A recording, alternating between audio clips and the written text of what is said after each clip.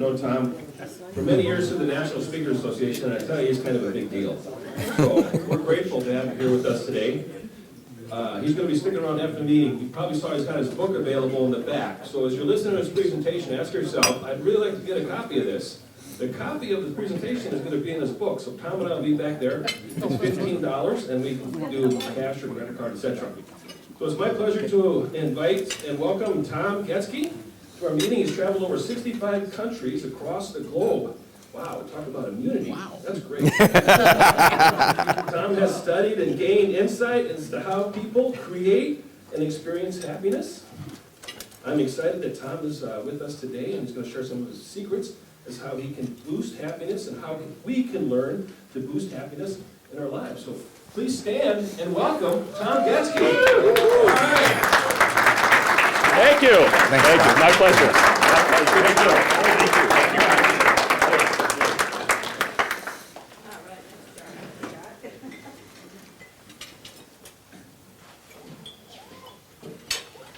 Bam! The entire world came to a complete stop. This had never happened before. I remember sitting at my kitchen table going, okay, I can do this. I can figure this out. I can, social distance. I can wear a mask. I can work from home. That's not hard. And I can learn Zoom. These are all things that I can do. Remember, all I got to do is help flatten that curve, and in a couple of weeks, it's back to normal. Boy, was I wrong.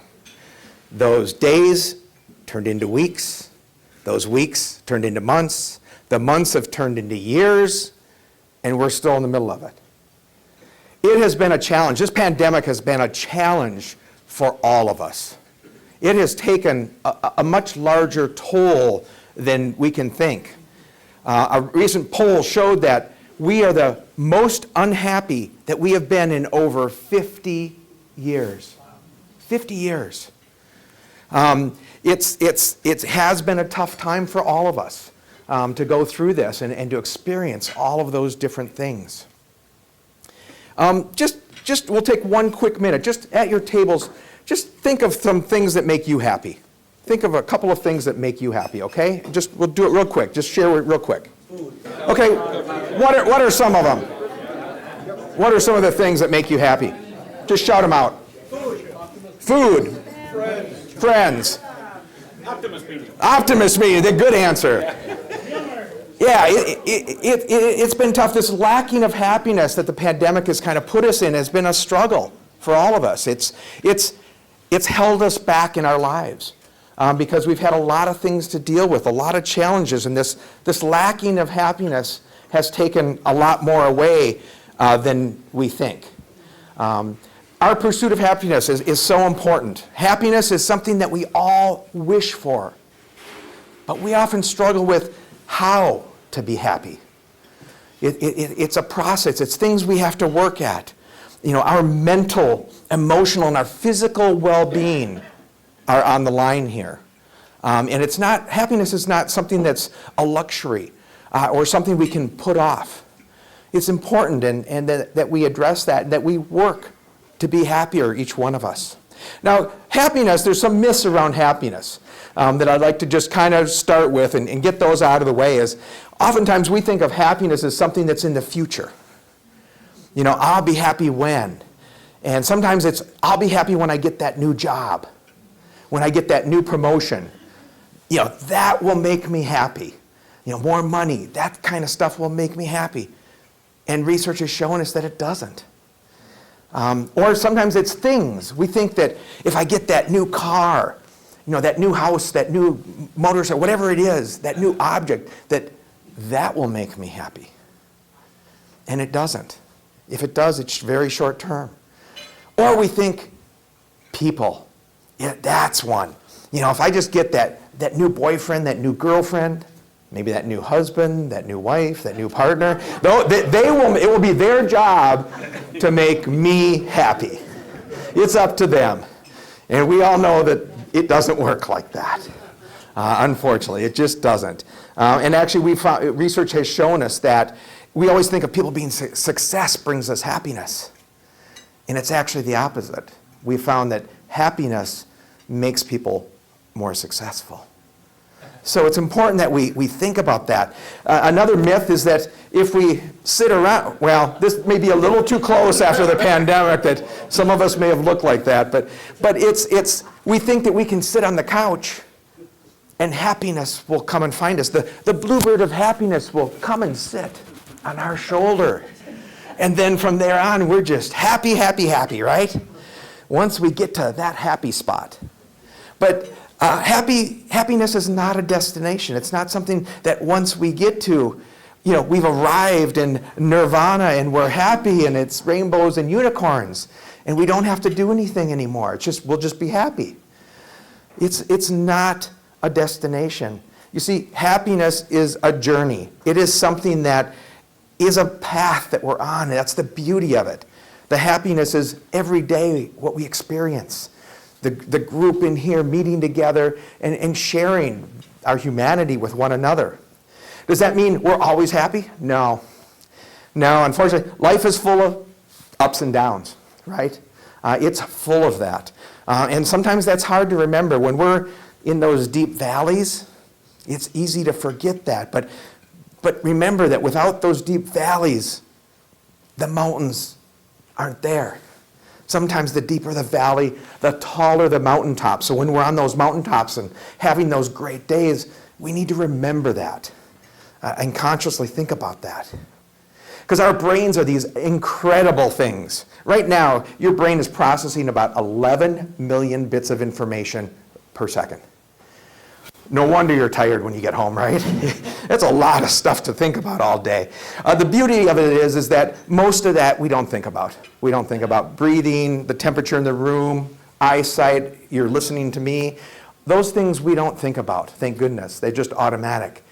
Our brains can only process about 40 bits of information per second. So it's important what we put in there. Because what our brain attends to becomes our reality. So if we're constantly focused on negative things and everything, there's no room for the positive. Our brains can't process it. Have you ever had those moments where you're overwhelmed? That's because your brain's going, I can only process 40 bits. I can't do any more. And so it's important that we realize is that it's so important if we're focused on negative all the time, or we've got those negative thoughts, or those, we're focused on the negative in the world around us, we can walk right by a really cool experience. We can miss a beautiful thing, miss a person, because we're not focused on it. So it's important that we focus on that. You see, I believe that, our brains are these things, and happiness is an inside job. It's not up to anyone else. It's up to each one of us. And I believe that you can create more happiness no matter what is going on in the world around you. But it's up to you. Earlier, we were shouting out different things that make us happy. We're all individual. Some people like to fish. Some people like to hunt. Some people like to read books, knit, whatever it is. We're all unique. So that's why it's up to us. There's no magic thing that makes all of us in this room happy. It's important that we realize that we're responsible for our own happiness. And it's something that we can work at and we can do. Today I'm going to quickly share with you the 5 happy habits. These happy habits all come out of science. They're all research-based. They come from positive psychology, neurology, and sociology, and have been researched around the globe. This is something that has really become studied and interesting. Where psychology used to look at what's wrong with people, they started looking at maybe we can learn from what's right with people and then apply that to help the people who need help. And it's a whole different mindset, but it's really important that we do that. So the goal today is that I will share with you these 5 happy habits, but the goal is not that you're going to be happy all the time, but it is something that you have to work at. See, it's important that we have, that the knowledge that we have to work on this is important, and that we apply it. So these are simple things you can do each day. Now, to make it easy to remember, smile. We all know that, right? In fact, turn right now to someone next to you and smile. And then turn again. Okay. I just like, I love it because people are laughing. I mean, to me, a smile is one of those things, it's how we share our happiness with others. I think it's just such a neat way. It's the happiness that we share with one another. It is so powerful in terms of, and we often forget, especially in this day and age, people go in for a coffee or whatever, and they got their head down, and they just kind of bark at them. That smile is so important. To be present, to recognize people. Oftentimes we go to work or something like that, we walk right by people, and we never stop to acknowledge them as a human. The other day I was having breakfast with my wife, and we're at a restaurant, and the waitress, she came up and she said, good morning, how you doing? And this and that. I put down my menu, I said, I'm doing great, how are you doing? And she started to cry. And I'm looking at my wife going, what did I do? But she said, I do this day in, day out. And I come up and people never even acknowledge me as a human being, let alone ask, how are you doing? We kind of get on that auto thing where they're staring in their phone, they're staring at the menu, and they just grunt at them, and just ignore them. And she said it means so much, it just hit her. But you realize something as simple as that, something as simple as sharing that smile, but you have to work at it. It's something we have to do. So smile is the 5. I'll start with the first one, which is start your day. So important. We've heard that, but how we start our day sets the tone both mentally and physically for our entire day. And what we do makes a difference. So, for example, how many here grab for that the cell phone first thing? I know everyone's not, I don't do that. No, I wouldn't raise my hand. But a lot of people do. The alarm goes off, they grab the phone. What happens? Your body, think of this, your body is in this alpha state, sleep, slumber, healing, rejuvenating itself, and you grab that phone. What happens? Oh, I got an appointment at 9, I got this, the kids have soccer, I have to do this, and here's my to-do list, what's left over from yesterday's to-do list. Right away, our body starts pumping adrenaline and negative hormones. We actually change our blood chemistry. Now, maybe you don't grab the phone. Instead, you say, you know what? No, I get up in the morning, I grab for my remote. And I flip on one of those really positive morning shows that tee me up for the day, right? That really set me a day off. Same thing happens. The negative hormones, the adrenaline, those things start to pump into your body. And so it's amazing how much time we can spend getting that information, but now we've started our body in this frazzled state. Research study that was completed recently showed that just 3 minutes of negative information in the morning, and you almost double your chances of having a bad day. It goes on to say it lasts for up to 8 hours. Because you've changed your blood chemistry. You see, hormones aren't an on and off switch. You don't pump adrenaline in and then just turn it off. It continues. So that's when you have those days where everything goes wrong. It starts wrong and it just keeps going wrong. And sometimes it's not even what happens, it's just you've changed your blood chemistry. So it's important for us to think about that. I was speaking in New York, and this woman, she contacted me about 3 weeks after, and she said, it was a healthcare, she's a nurse, and she goes, that 3 minutes, I kept thinking about that 3 minutes in the morning, how important that is. And she goes, and then it hit me.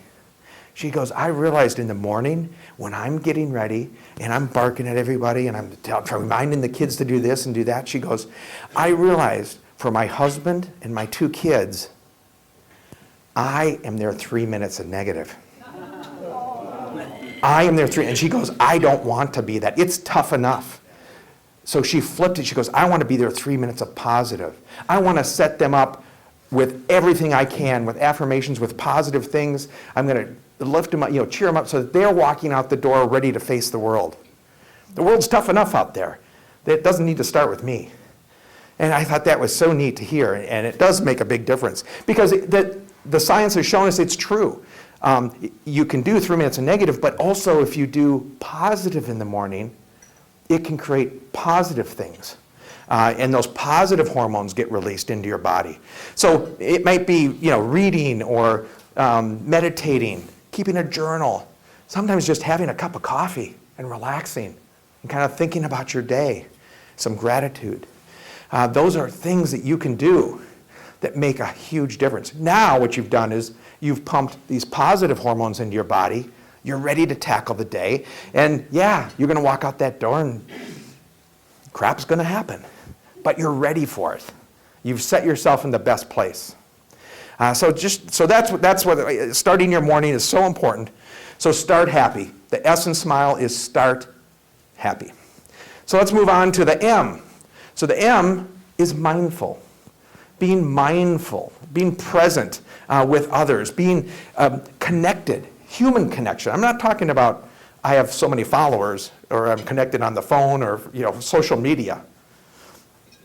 Social media has had a huge impact, and not always positive. But it's important that you focus on what's right in your life. Being present. A group this group, this is the second time I was here last month too, and what a great group. I've met many of you, and it's like, this is an incredible group, and take the time to get to know each other and get involved with the group. It's so important as humans that we have that human connection. We see loneliness all over, but this is so important. And being connected as a group, doing the good work that you do, making a difference in the world. And you guys really do.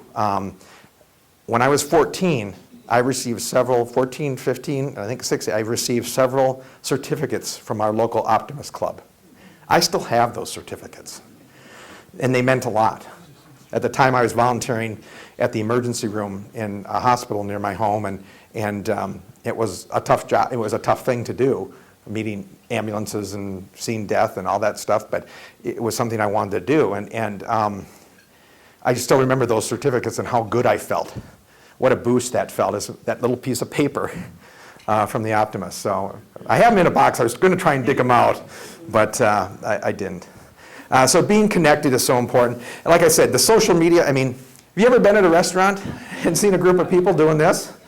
They don't even talk to each other. They're texting each other, And I joke about it, but so many times we think of that these connections, that these social connections, and young people especially, they have this fear of missing out.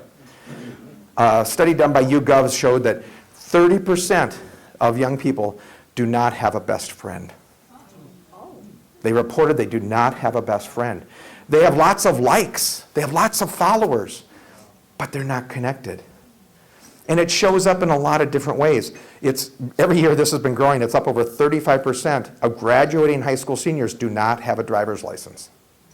Now, I don't know about you, but when I turned 16, I was speaking to a group, and the guy said he was from a small town. It was like a couple miles anyway, and he said, I got that driver's license, and I got my buddies. We hopped in the car. We put 172 miles on that car, and we live in a small town that was just 5 miles around.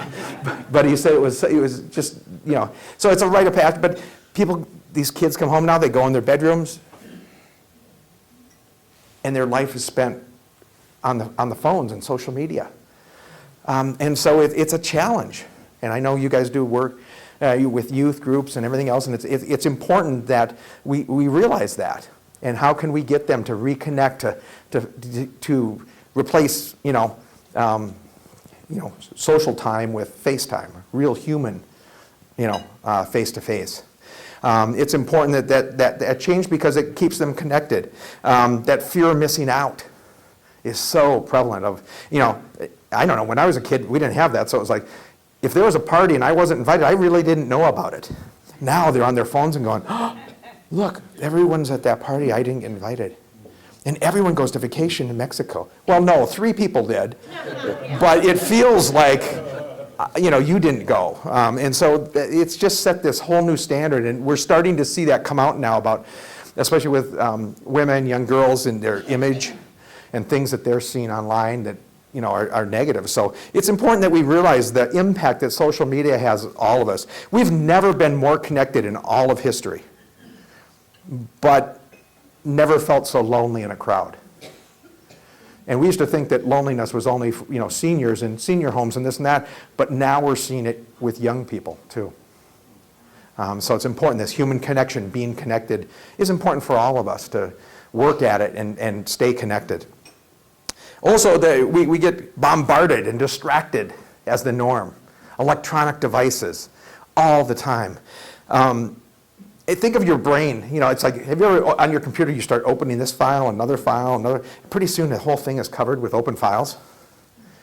Our brains are kind of like that too. We open something, we're doing emails, and then we jump over here and do this, and then we do that.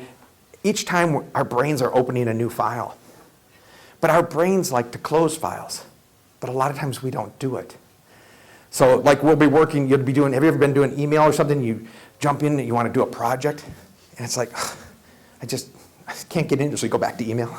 It's like, research shows us that it takes 23 minutes for your brain to shift from doing email and other things, social media, 23 minutes to get into flow to really work on a project. So think of that in the next time. So you're allowing yourself some time to get into it rather than bouncing back and forth and all over. So it's important that we do that kind of stuff. So start happy is the S. M is mindful, being present, being connected as humans with one another. I is intentional. This is about what we do. One of the most powerful things in each of our lives is the power of choice. We can change anything in our life. It doesn't mean it's easy, but we have choices. Sometimes those choices are really hard. I'm not saying they're easy. It's not like, oh, my dog died today. Be happy. No. That's it. We deal with very difficult choices. And whether it be divorce or health issues, work-related issues, that we have to make some really hard choices. But we have the ability to make those choices. We may have to work through it, but we have the ability to do that power of choice. Now, it doesn't mean that it's just that easy. 50% is determined by our genes. We may be predisposed to alcoholism or certain disease or other things that we don't control. But we do control. 10% is our circumstance, and 40% of that is choices. I spent a lot of time down at Children's Hospital working with some volunteer work there, and these kids, sometimes you see these kids, they've been handed some really crappy genes or some disease that they're fighting, yet they choose to be happy. I'm like, man, some of these kids are miracles. They're so amazing. And they don't all make it, but they decide how to handle that and how to react to that. They don't pity themselves and feel sorry for themselves. They decide to be happy. And we can do the same thing. I want to introduce you to a person who I really got to know later in life, but it was through a club similar to this, the Optimist Club, but this was in a Lions Club. And I really got to know Ken in Lions Club. He had been there with 55 years of perfect attendance. 55 years. At this point, he was probably in his mid-80s. Got to know him a little bit, and he got to the point in the late 80s where he didn't feel comfortable driving. And I said, well, I'd be happy to pick you up. We're going to the same meetings. Well, he never wanted to miss a board meeting, a luncheon, and especially any of the service projects. I'd have that call, and so I got to spend a lot of time in the car with him. And over time, we talked a little more, and I learned about him. He had grown up in Hopkins. He was an only child, and he wanted to go to college, but the only way he could go to college was to enroll in ROTC, because their family didn't have a lot of money. And he had done that, and when he was in ROTC over at the University of Minnesota, this little thing happened, and suddenly he found himself on Omaha Beach coming in on D-Day. They took a shell into their landing craft. He was awarded the Purple Heart. And as the time went on, we talked a little more, and he'd share a little more, and a little bit more about the stories. He shared how it was you just wanted to get off of there and hit the beach and run for cover. And he shared, as time went on, he shared a little more. And he shared how the hardest part for him, one of his memories, was the tanks. If you know, remember D-Day, was delayed because of weather, so the tide was different. So they came in next to them with the tanks, and these tanks would roll off, and they were waterproofed up to a certain level. They'd roll off and then take off for the beach. That was the plan anyway.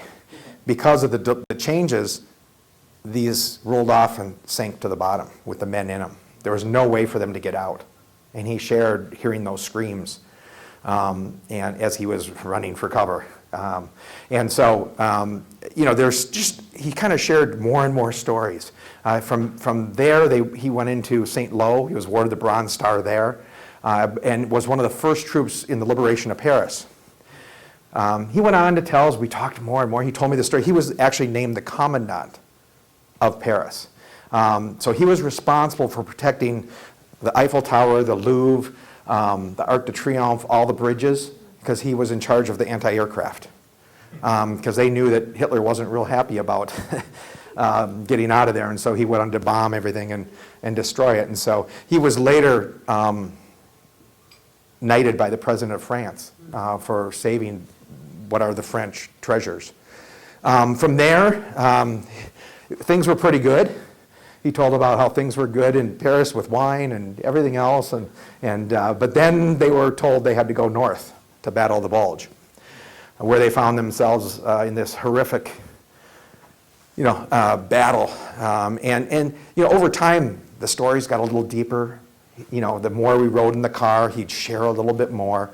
And then finally, he talked about going into Germany and coming into the concentration camps and releasing those.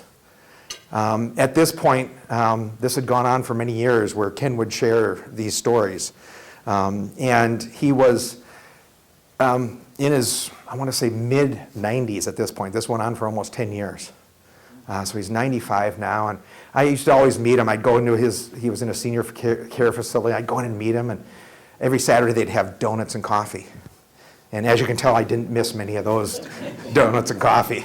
But it was great. So I'd go in and grab my donut and coffee. We'd go always where he sits. And I looked and he wasn't there.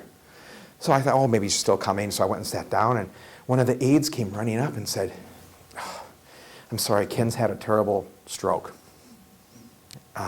My heart sank. I thought, okay. So I wanted to go see him and visit him. He was down at the University of Minnesota. In their rehab center, up on one of the upper floors, and I'll never forget going to see him there. It was dimly lit. It was a neurological floor, and so the lights are kind of dim. And I remember walking down that hallway, and I'd kind of peek in the rooms. He was down at the far end, and I'd walk in, I'd peek, and I'd see so many young people. There were bicycle accidents, car accidents, all kinds of brain trauma. And I remember just thinking, oh my gosh. And they had told me that they don't get many, at this point he was 97, and they were like, we don't get many 97-year-olds in here going through rehab. And so I got down to the end room and I turned and came in and Ken was sitting there in a wheelchair. And the aide turned him around and he looked at me and his face lit up with this big half smile because he was paralyzed on this half of his body. And then with glee, he shouted, looked at me and shouted and said, look, this side works, as he frantically waved his arm and leg. He was always positive. He had seen horrific things, but he always chose to be positive. And I don't know about you, I've thought about that, and I laugh, but I might have been focused on what wasn't working, what was wrong. But Ken always focused on what he had that was right. What was positive, what was working, what he still had, he viewed that with the gratitude or with the gift. And I think that's an important message for all of us. Ken lived to be about 97, and I feel so blessed. And I know that he had never shared it with his wife or his two daughters. And I know that for a fact because he was also my dad. And he had always said that life's going to give you lemons, but it's what you do with them. And that stuck with me, and so thankful that I had that opportunity to spend it. And I encourage, if you have people in your life and in your world, to take the time with them because it brings incredible happiness, both to them and to you. It's so often that when we think of, I had the opportunity to work with the U.S. Olympic team and worked on several different things in terms of having them be focused. And it's much the same as happiness, is what you focus on becomes so important and so reality. Oftentimes, we see this with the sports teams, where they focus on what you can control. Oftentimes, like the skiers, the snow was bad and it was this and that. You don't control that. You control how you prepared. Are you ready for it? And this is so true. Oftentimes in our lives, we focus on things that we don't control. We don't control the guy who's cut us off in the streets, or we don't control other people's opinions, other people's actions, their feelings. When things go wrong, we don't control that. And yet, oftentimes, this is what we focus on. And it's so, by just changing that and focusing on what we can control is a great gateway to happiness, is that choice. And so instead, focusing on, I can control my attitude, my effort, my behavior, my actions, my reactions when other things go wrong or people around me don't do what I want them to do or expect them to do. How we react sets everything. So it's hard, but being able to let go of this stuff is so important. Just like the athletes, they can't control what their teammates do or don't do. They can only control their effort. And the same is true with us in life, is letting go of these other things and staying focused on what we control. So if somebody's in a hurry, they cut you off, you can react a couple different ways to that. Several of them are not good. So just remember that, stay focused on what you can control. So can and can't control. Oftentimes, I'll find myself thinking, I'm going down this path and I go, okay, can I control that? Can I control my kids? Is there a better way to do this? Is there a better way I can engage with that? So start happy. M is mindful. I is intentional. L is laugh and live. This is an important one, of course. Laughing is so important.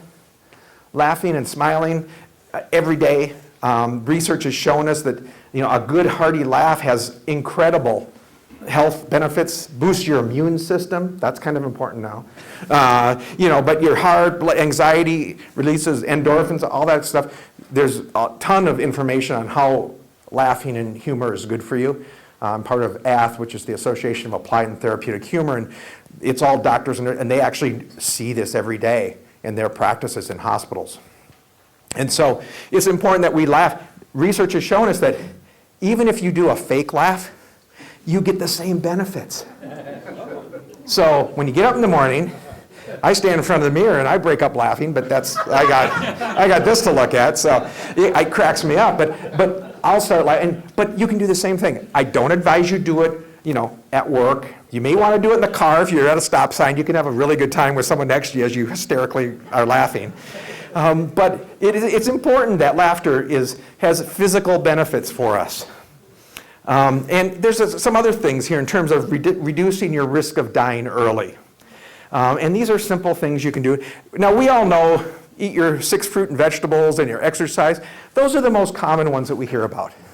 Because we can reduce, they're easy to do, and you can reduce your risk of dying early. But research has shown us there's much, much more, much deeper things. Kindness, volunteering, the work you do in here, that volunteering and helping others is so important. And you can reduce your risk of dying early by 39%.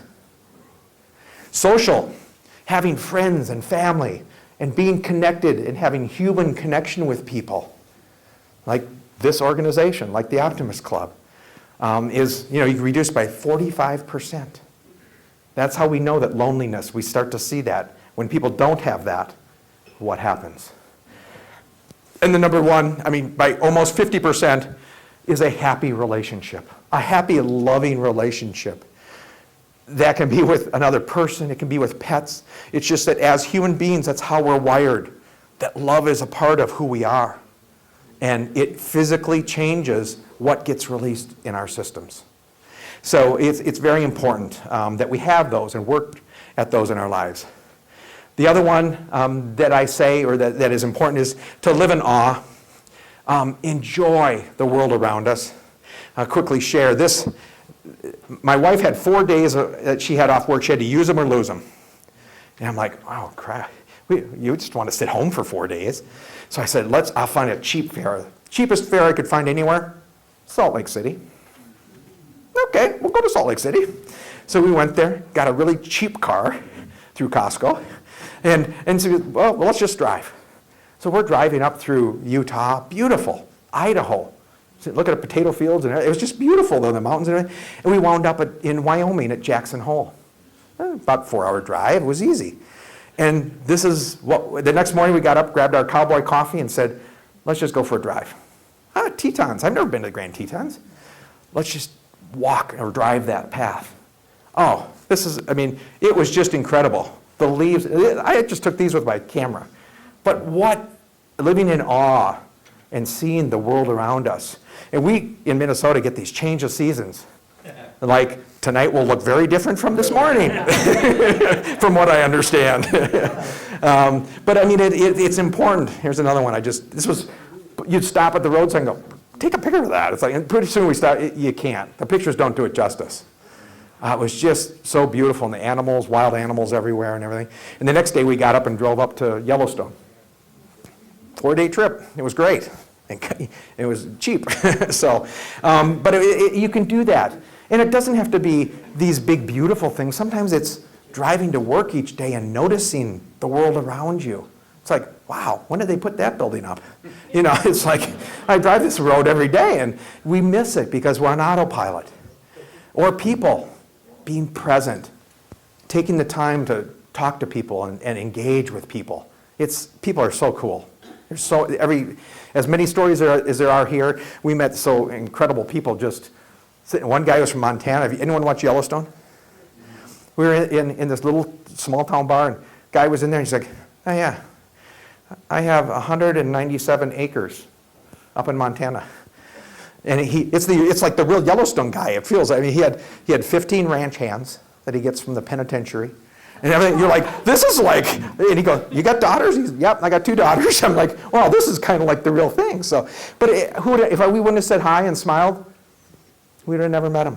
So take that time, be engaged in the world around us. So start happy, M is mindful, I is intentional, L is laugh and live. And Dave did a beautiful job of setting up E, because it's embrace gratitude. This is one of the most powerful things that we have is gratitude. Gratitude can increase happiness by as much as 25%. It's one of those things that research has shown us that it's like this polar opposite magnet to depression. You can't be depressed if you're in gratitude. And so there's a lot in therapy that goes around that type of thing to do that. Now, he mentioned a lot of things. I'm not going to go through, journaling, all those things. People think, oh, it's hard, it's work. It's like, no, it can be as simple as 3 things. Think of 3 things you're thankful for. When you get up in the morning and you have that quiet time, think of 3 things. And these don't have to be like astronomical things. Sometimes it's like the other day I got, it's like, oh, the coffee was gone and it smelled so good. Just the little things as you're stepping out of the world and showing appreciation or thinking of it. Or at night, a lot of times that's the one I mentioned. When you ever laid in bed and you got all these things going, what you got to do and this and that, stop, take a time out and say, I'm going to think of the 3 things I'm grateful for that happened today. Suddenly now, those hormones that help you sleep and you drift off and you're in a whole different place. So it can be as simple as what you do. I have clients, we have a gratitude or a happy jar. I've got clients in their boardroom. And what they do is so many times companies get these, oh, great job, fantastic. They get an email or something. Well, they don't do anything with it. So what they do is they clip them out on a little piece of paper and put them in this jar. And when they're having a meeting, a team meeting or whatever else, and things are going a little rough, and they're arguing over something silly or whatever else, they'll take a time out and pull out that jar and say, and start pulling out the reason they do what they do, to ground them and remind them of the difference you make in people's lives. Suddenly, that little thing you were arguing about what kind of coffee to have in the break room or whatever it is not all that important. And so I think it's really important that they do that. And gratitude journals, all those things are great. I noticed at one place I went to look in that jar, and they had put candy bars in there. So it worked great in terms of now they have time out, let's go to the jar. So there you have it. Smile, start happy, mindful, intentional, laugh and live, embrace gratitude. These are all the things that are so important. And focusing on happiness in your life. Do we have any skiers in this room? Anybody ski? Okay. So think of when you're skiing and you're going down through the trees and everything else. What do you think a skier focuses on? Does he focus on the trees and say, don't hit that tree, oh, don't hit that tree, don't hit that tree? If he does that, what happens? Sure enough, you hit the tree.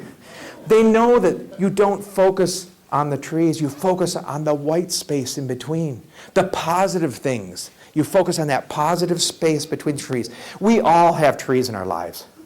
Negative things and things that can hurt us and are bad, but they focus on that white space because that's where they want to be, that's where they want to go. And the same is true with our happiness, is if we focus on the happiness, then we see it, we experience it, we live it, versus focusing on the trees. The trees will be there. Let them go by. You have the 5 happy habits. Instead of seize the day, I call it squeeze the day. To get more happiness out of your day, take those 5 habits, and you can, for the next 5 days or starting next Monday, do 1 each day, or try and do all 5 each day and work at it. That's really how you create more happiness in your life. Because your happiness, it's up to you. It really is up to you. I want to leave you with this. You deserve a life of happiness to enjoy with your family and friends. You deserve a life of happiness and a heart filled, overflowing with joy and laughter. You deserve a life of happiness and the tools you need to be your best you. It is my hope that you will practice the 5 happy habits, and let's get you the happiness you deserve. Thank you.